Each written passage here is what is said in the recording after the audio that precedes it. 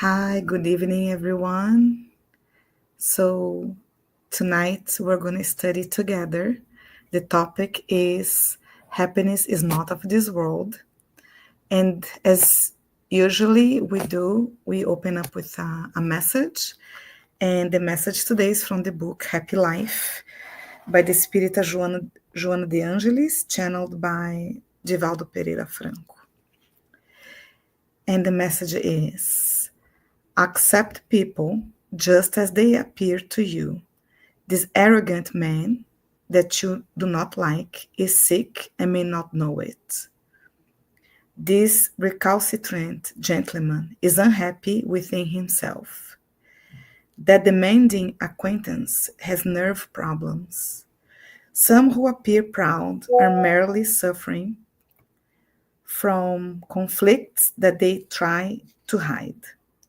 Others who appear to be indifferent are experiencing terrible fears. The earth is a great hospital of souls. The person who sees you just superficially has no way of analyzing you correctly. Let everyone be what they are and do not what you want them to be. So, with this message, we would like to then close our eyes to say a little prayer, thanking God for this day, for us being here, join this incarnation with our families, friends, thanking for this wonderful Spiritist family that we are. Thank you for all the blessings in our lives. And with this, we'd like to start the meeting of tonight. So be it. Okay. So we're gonna have some of the slides up to start our talk. Thank you. Yes. Happiness is not of this world. So this title, it's actually one part of the one item in the Gospel According to Spiritism, which was published in 1864. 1864, sometimes people think 19, no, 18. And what I did was, this topic is inserted in a chapter in the Gospel at Gospel According to Spiritism, chapter 5, that says, "Blessed are the afflicted." So I thought that would be best, since we're a study group here tonight, that we could go through those items in this chapter. By the way, this is one of the longest chapter in the Gospel. As you can imagine, blessed are the afflicted. So it's going to talk to us about suffering and everything that we go through while incarnated here on earth. So I would like to start then with that chapter. And just to give you a little heads up, then we're going to get to the point where it talks about the happiness is not of this world, and we're going to understand why we're saying that. But then I would like to go tonight a little bit beyond that, so we can get some of the pieces in the gospel that's really going to give us like a deeper understanding about the importance of understanding, not just about happiness, but also suffering, and also madness and other things that are implicated with that, and how Spiritism can help us with this understanding and helping us with the understanding. We do have like a more hopefully resignated way of seeing things in our lives, and it's going to help us. So let us start. And I put some slides here. And by the way, this is since I study group, I did put things, quotes from Kardec, and you can see he was doing all this scientific methodology, so he has questions. He puts things like in an order that does make sense for us to understand. So I brought that here to this presentation so we can follow and go along with Kardec. So just this is really Kardec's work and the spirit's work that I'm presenting here. So nothing that I'm saying here, it's something that's coming from me, so that you are, you know this. All right. So the chapter starts with what Jesus was saying, and this is in Matthew, chapter 5, items 4, 6, and 10, when Jesus said, "Blessed are the afflicted, for they shall be consoled. Blessed are they which do hunger and thirst after righteousness, for they shall be filled. Blessed are they which are persecuted for righteousness' sake, for theirs is the kingdom of heaven." So this is a passage from the gospel that Matthew brought, for us. So from now on, we're going to be seeing, studying this a little bit deeper, and from the Gospel according to Spiritism, this passage. So one of the things that this chapter highlights, which could be a little bit enlightening to us, it's some of the causes of affliction that we have. Those are called past causes. And by past cause, I will explain, later. So, for example, something that happens, like some misfortunes, which may seem to be completely strange to man and which touch him like a fate. That's how Kardec was describing. And he gives some examples. Loss of a loved one or the breadwinner of a family, accidents which no amount of foresight could have prevented, natural disasters, infirmities from birth. So all these things that he listed here are things that happen that we could not foreseen or could not have prevented, and we could see this as fate. But here Kardec explains these are past causes of afflictions, because for every action there is a reaction. So, and what is the explanation here? So in this case, when something happens that we know that in this lifetime there was nothing that we could be doing that was, making those things happen to us.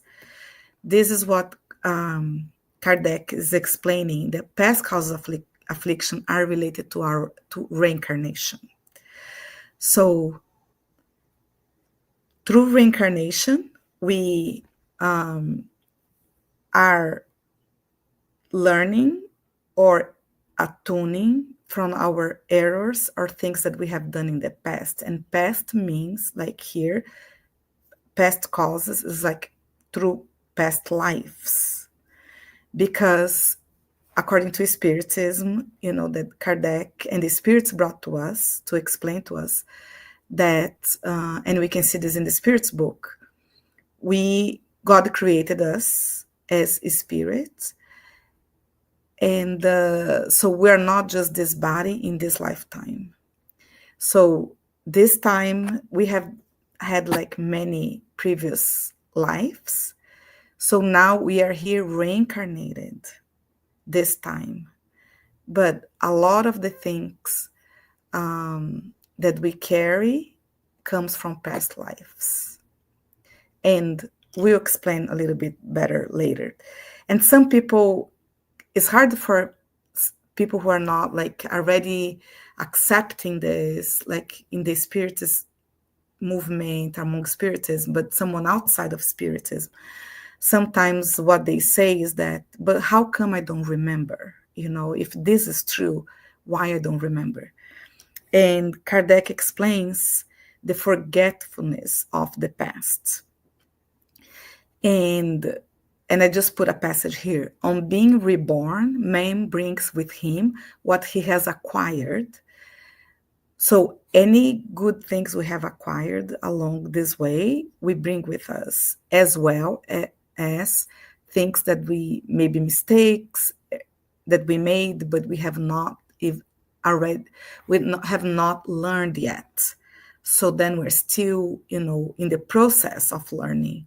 And I always say in the process, because that's how we are. We're always progressing. We may make a mistake today, but we continue. The fact that we're continue the journey, that means like we are and making efforts. That's the main thing too, that in the spiritism we say, if we make efforts to make those changes, so we're in the path of progressing. So he is born exactly the way he has made himself. So whatever stage we pass is just like a grade. If we're in a school, if we learned math until second grade, the third grade, that's where we are. Whatever we learned in past lives, in terms of moral, intellectual, that's what we bring. Sometimes not as apparent, because we need to work on some things here in this lifetime. So we may, have those things like not as evident, but if we have learned, it is with us, we are carrying with us. So he's born exactly the way he has made himself. In each life, he begins from a new starting point. New starting point meaning that we don't remember. This is the forgetfulness of the past, so that we don't need to bring that baggage of, sometimes having that in our conscience, everything that happened, because now the important thing is that what we're doing now, today, even when we talk, with modern psychologists, and they always tells us to be mindfulness, for us to be at the moment. Like yesterday is already past, the day before is already past. So it doesn't help us to be bringing the past when we have today and these hours ahead of us to make things differently, to learn from our mistakes. So imagine a whole lifetime and many, many lifetimes. So that's why the forgetfulness of the past. That's the reason.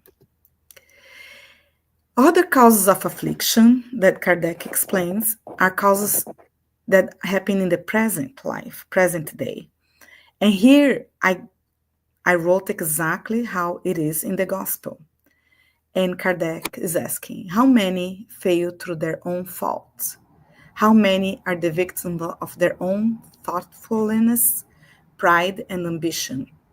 How many destroy themselves through lack of discipline, misconduct, or from not knowing how to limit their desires? And as you can see, all these questions are it feels so like actual, like for this day, because, and this was written like how many years ago? So how many illnesses and diseases stem from intemperance and excesses of all kinds? So a lot of the afflictions that we go through is from our actions in this lifetime, not even in the past lives. So, and Kardec has this question: who then is responsible for man's afflictions, if not man himself? And here I included this arrow down saying, this is auto-responsibility. And I think this point is really important. As we can think about this today for this lecture and for this talk, to me, this point is very important, because sometimes, consciously or unconsciously, we go through saying, you know, you know, something outside of us is causing this pain, is causing this affliction. Oh, it's sometimes we blame like other people, our spouse, parents, kids, the government, like we blame, like, but when we do this, we take the auto responsibility out of us, like we don't take responsibility. And once we don't take responsibility, then we cannot do anything about it.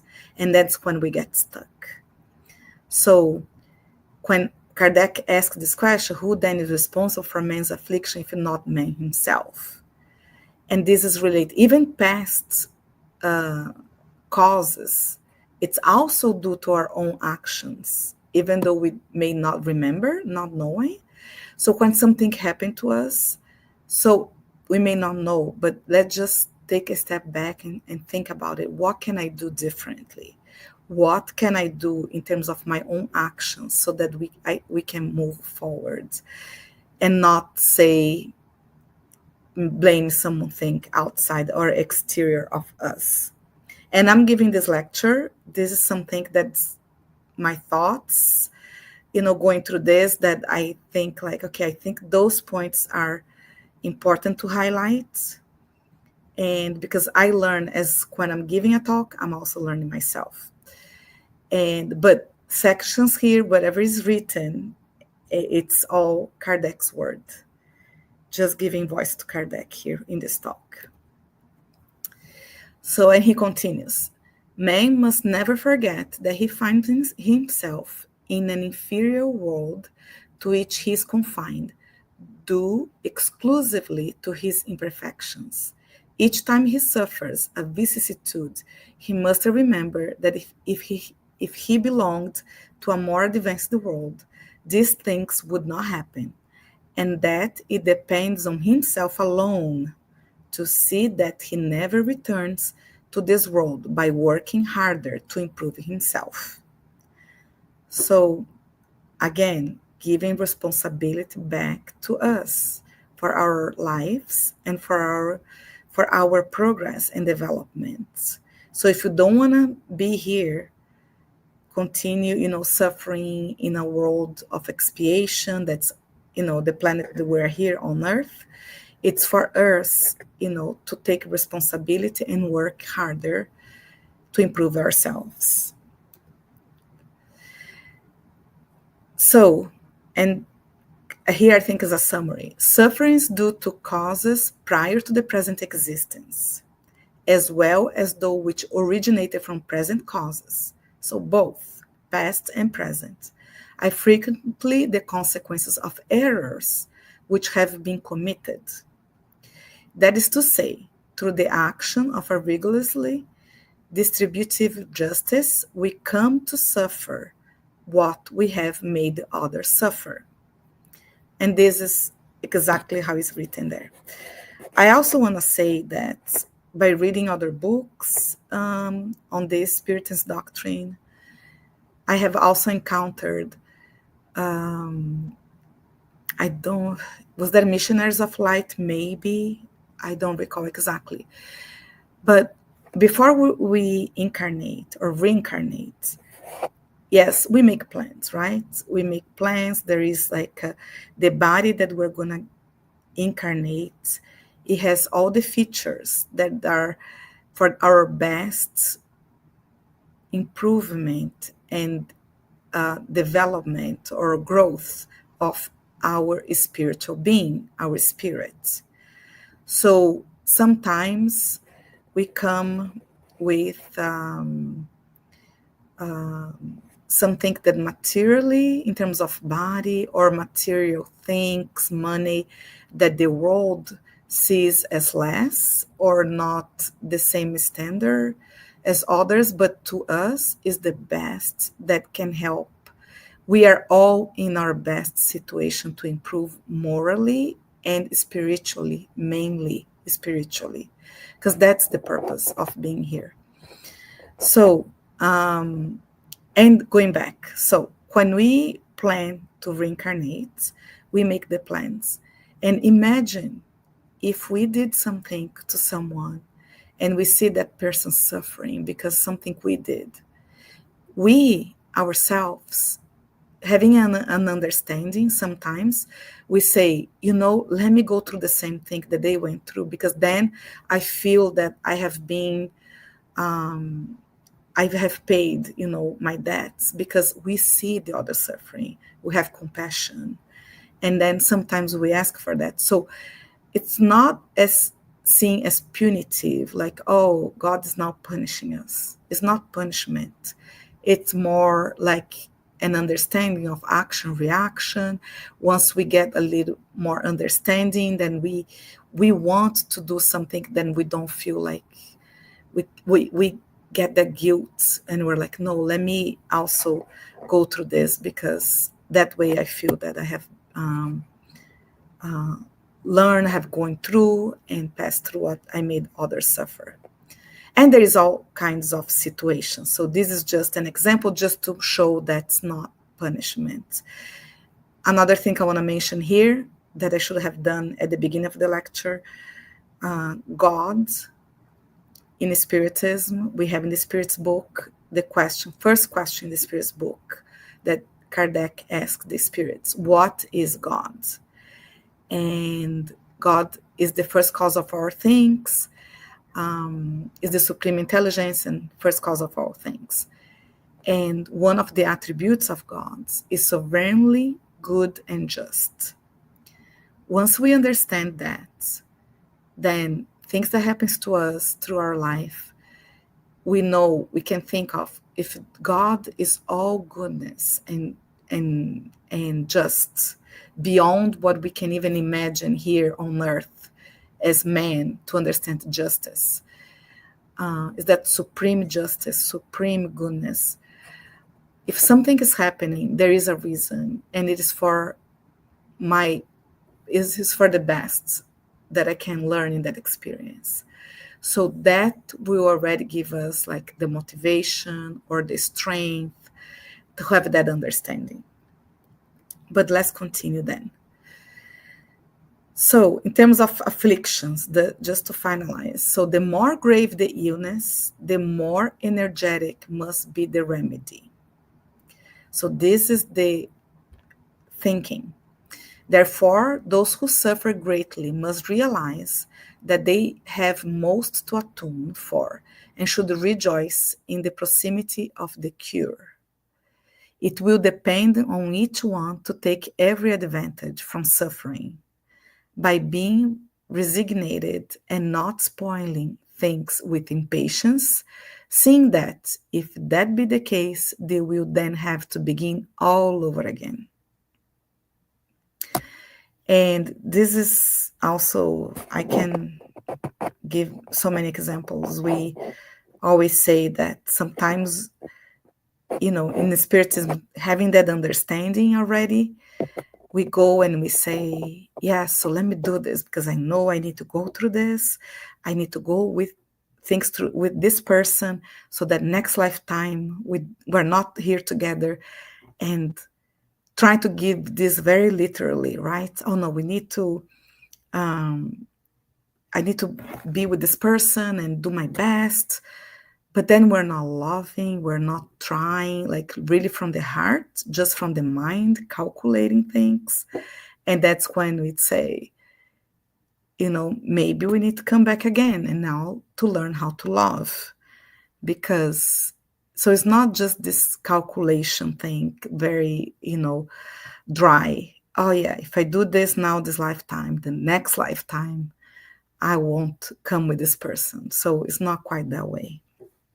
Just want to put that out there. So that's when we get to the true happiness. When we say happiness is not of this world, and in the gospel, it says the spirits cannot aspire to complete happiness until they have become pure spirits. And we have also in the Spirits book showing all the progression, moral and spiritual progression of spirits. There's like the imperfect, perfect, and the pure. The pure is the highest. So um, in this part about happiness, Kardec always asked the question, so what is really happiness? Because what's happiness here on earth, it's not really the true happiness. Because once we have not developed and learned from our mistakes and we're still imperfect, there's not going to be the true happiness. And that's the point that Kardec was making, that only when we become pure. We do have moments of happenings on earth, and we all can tell, like a moment with our kids, our family, our friends, loved ones. We do have those moments, thanks God. We do have those. But true happiness, that's when we sometimes go through life and we know one moment we're happy, the next moment we're not. And then we're happy, and then we are not. And that type of happiness that we seek is the true happiness. And that's when it explains in the gospel, only when we're pure. So the earlier that we start, making movements, making efforts, and not giving up, the main thing is not to give up. We are improving and we're getting to this goal, the true happiness. So, what are the motives for resignation? One should be content to suffer, and that's when Kardec starts explaining. One should be content to suffer, seeing that the pain of this world is the payment for past debts which have been incurred. Patiently supported here on earth, these pains will save centuries of future suffering. So the earlier we learn something, the less painful it will be. One because we learned. So, for example, and learning is just a very simple. That's my mind, a little bit studying. How do you say this exact science a little bit. So once we learn that 2 plus 2 is 4, we learn that. At the beginning, it's so painful, to learn math. And we're like there trying to learn to understand. But once we understand, it's like a second thought for us. It's like, oh yeah, I know this. There's no pain anymore. So that's a little bit, how I envision, the learning process. Once we learn something, then it becomes easier. So one should be happy that God is reducing the debt by permitting payment now, thereby guaranteeing a tranquil future. So sometimes we see that someone is going through so much suffering and their life is so hard. But another way of seeing this is that because God will not give us something that we cannot yet support or take or make it better. And that's because there's no point for, because the main goal here is for us to improve and to progress. So what is given to us is how much we can really support and be successful. But we have free will, and then it's up to us to see how much we're going to go through it. So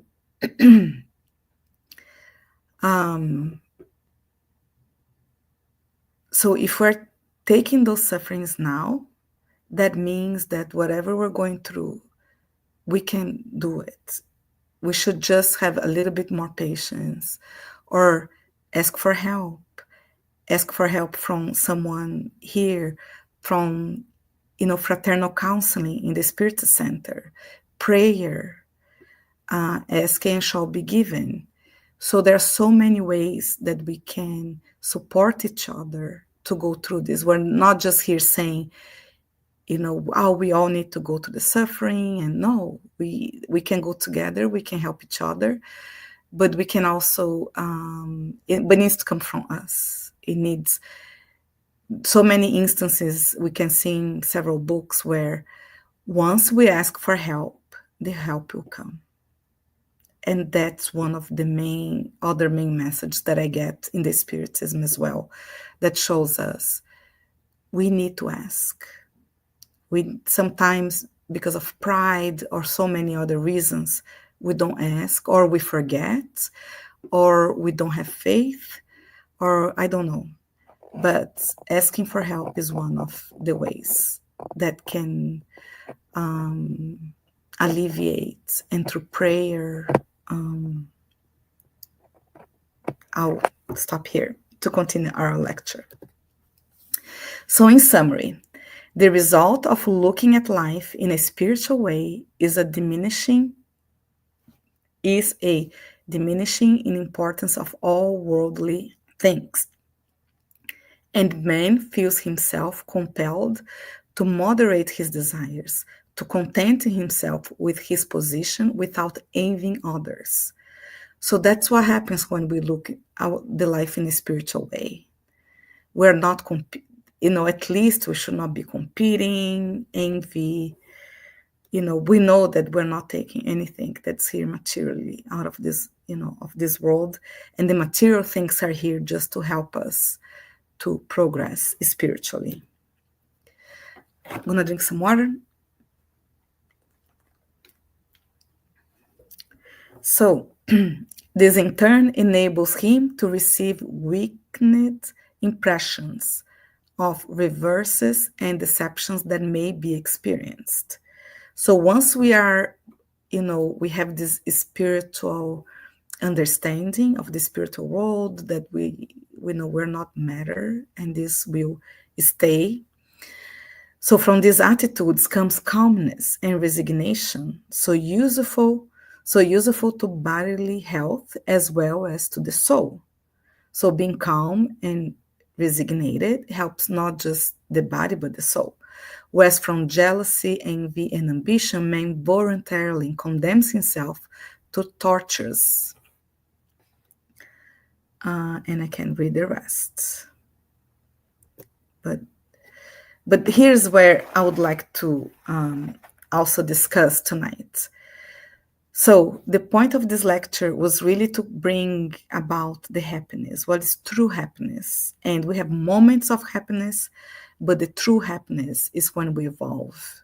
And we are here to learn and to progress and to evolve to get to that level. But I found in this chapter a very interesting point that until this time that I have been like reading more in depth, I didn't realize this was written in the gospel. And I said, let us bring here to this study tonight. So important. It talks about madness and suicide. This is the title of one of the sections of chapter 5. So, madness, the calm and resignation, and then in parentheses, right? According to the manner in which terrestrial life is viewed, together with confidence in the future. So all of this, confidence in the future, how we view life here on earth, this calm that will bring calm and resignation, give the spirit a serenity, which is the best preventive measure against madness and suicide. So how important is to understand and of the spiritual life? To this point, like, it's a preventive measure against madness and suicide. So suicide. A person only becomes desperate when he or she can see no end to his or her sufferings. But when we understand, and then Kardec asks, so what is a lifetime? This lifetime compared to eternity? Because we are eternal. Is it not less than a day? So when we have that perspective, that maybe being here in this time, 50 years, 60 years, 70, 80, 100, is just like a half a day in the spirit life, then why are we so mad? And we didn't learn, we learn the next time. So just like having that understanding of, our existence, it will lessen the pain, because not everything needs to be done by tomorrow.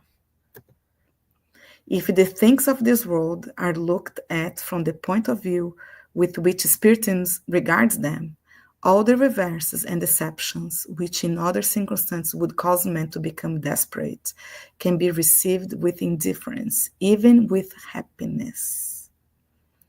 So this is a level of development that, I think one day we want to acquire. So what is really, and that's why Kardec was asking, what is really happiness? For a spirit that's well developed, like morally, spiritually, happiness could even be, going through those circumstances, having that understanding, be like, okay, I'm giving my exam now. Here's my exam. So let me take it now, that I have been preparing all this time to go through this, so that I'm happy that I'm doing this right now. So I think this is a very good point about happiness. What really happiness is, it depends on our evolution. And materialism. The dissemination of materialistic doctrine is the poison which inoculates the idea of suicide into the majority of those who actually come to commit this act. And as Kardec said before, Spiritism prevents suicide. In which way? And there's first and second. First, from the understanding of the immortal spirit stems patience, resignation, which naturally leads away from the idea of suicide. This then is the process which enables us to acquire moral courage. So once we have all this understanding of the immortal spirit that I just was presenting up to this point, that will create moral courage. And second, it presents, so Spiritism presents to us actual suicides, and I would not, I would even correct this nowadays. We don't call anyone who committed suicide, a suicide, but just to say those who have committed, when they are in the spiritual world, they can come and through channeling, through mediums, in books we have, their accounting of what they went through, what happened to them after they committed suicide. So, and those are, we can see, in the book Heaven and Hell, other books. So we do have not just the moral courage to understand, but also these spirits who come and tell us. So they inform us of the unhappy situation in which they find themselves, so proving that no one violates God's laws without consequences. And that's a second point. So the spiritist knows that he is mistaken in imagining that by killing himself, he will reach heaven more quickly. By liberating himself from a trial in this matter, he will consequently encounter another trial, and far worse one in its place, longer and more terrible. He knows that suicide is an obstacle which will prevent him joining those he loves and hopes to meet on the other side. Because we know, in the in the era of romanticism, I don't know how to say this word in English, but remember, like Romeo and Juliet, that they commit suicide because they want to see each other, they want to meet with each other. So all of this has been clear, understood, that by doing this, we are actually taking more time to see others that we love than we are actually making it fast. And this is what, Kardec is explaining here. But on the other hand, it's also good to know which Spiritism bring this, that it sometimes may be like a confusion in other places by other groups. Suffering is not eternal. And that gives us like a relief as well to know that, because we may have, loved ones that have committed suicide, and we pray for them. So here, when Kardec says, amongst those who commit suicide, there are those whose suffering, although temporary and not eternal, is nonetheless terrible, and of such a nature as to make those who might be considering this act reflect before leaving this world sooner than God ordained. And I want to also talk about this a little bit, because we know the lecture that we give is not just to us here, who are present incarnated. Those who are also discarnated are here listening to this. So that's important for them to hear as well. So before leaving this world, sooner than God ordained. In so many passages in books, we also see that sometimes we're suffering and we feel like the dawn of the day, but then the rise of the sun is just around the corner. So we don't know what's expecting us like around the corner. We may be suffering now, and then there comes a big relief, because maybe we're right at the point that we're learning, and that's really the turning point. And then if we just like not continue, we're almost there, but then we gave up. So I think the most important thing here is not to give up, because there is a certain time we need to be here, that we need to learn certain things, and that was all planned for us to learn what we need to learn. So for us to not give up. So, and I think this is coming to the end of the lecture today, and this is from the Spirits Lacordaire, 1863 message, where he says, blessed are the afflicted, may be translated in the following manner.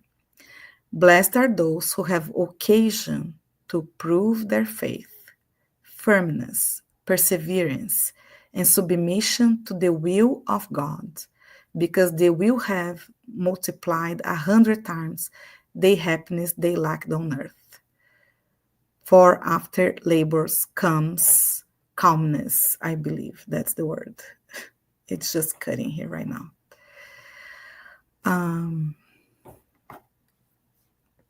So faith is really the word here.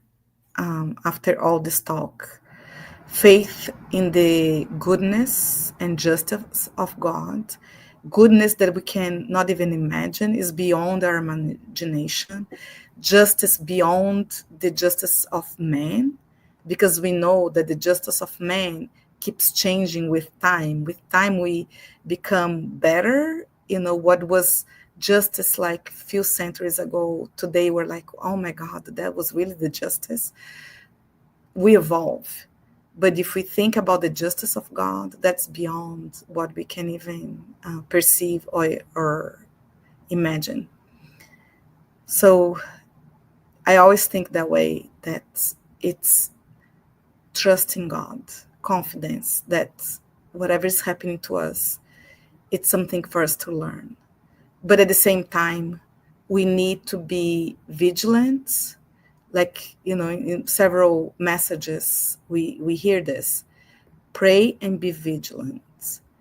And it's not just like, oh yeah, this is happening to me now, let it go. No, we need to put our efforts and everything. But if something we're putting effort and something is not moving, sometimes the way we want, because it's not the way we want, it doesn't mean that things are not really moving and happening.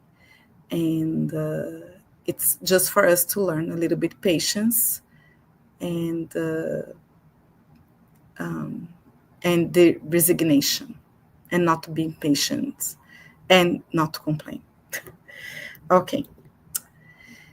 So to finalize, this is in the gospel as well. It says discouragement is a fault.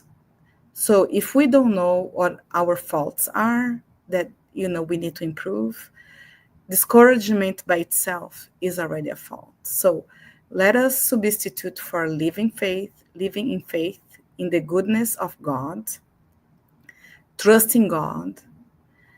With that, we'll have the moral courage and have resignation and acceptance. Sometimes a lot of the suffering is because we are not accepting things that are happening to us. Sometimes it's just a matter of accepting. Once we accept, maybe half of that weight of the suffering is gonna go away. And from the book Paul and Stephen, don't know in English. So don't give yourself up to discouragement. This is another place where it also talks about that. Even if the whole world turned against you, you would possess the inexhaustible treasure of a faithful heart. So, by learning, going through the vicissitudes of life, and practicing our faith, just the faith of hearts, that's what we will possess at the end of this journey, of this lifetime. And that's where I would like to stop here today. So, with this message, I would like first to close our eyes. Thank God. Thank all the mentors of the Spirit Society, Seeds of Light, who always bring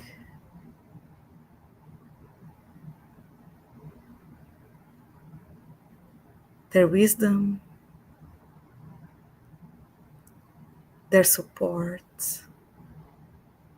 that we continue to meet week after week, to study, to understand, to have a better understanding, but also to live by this understanding, to change our attitudes, to change our behavior, to be more resignated, accepting, and more calm. Let this light, this calmness, this shower of light that comes through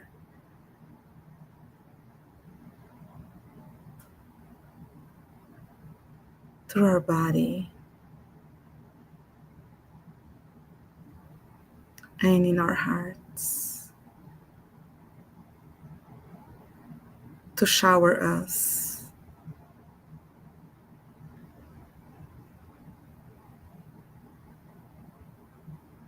with this energy.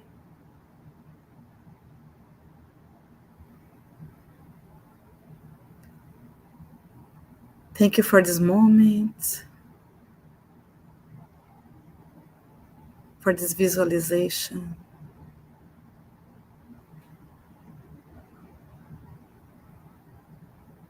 And so be it. Thank you, everyone. See you next time. We have, I think, meeting next week. Continue to study, and I'll leave that with Jana. Thank you. Good evening.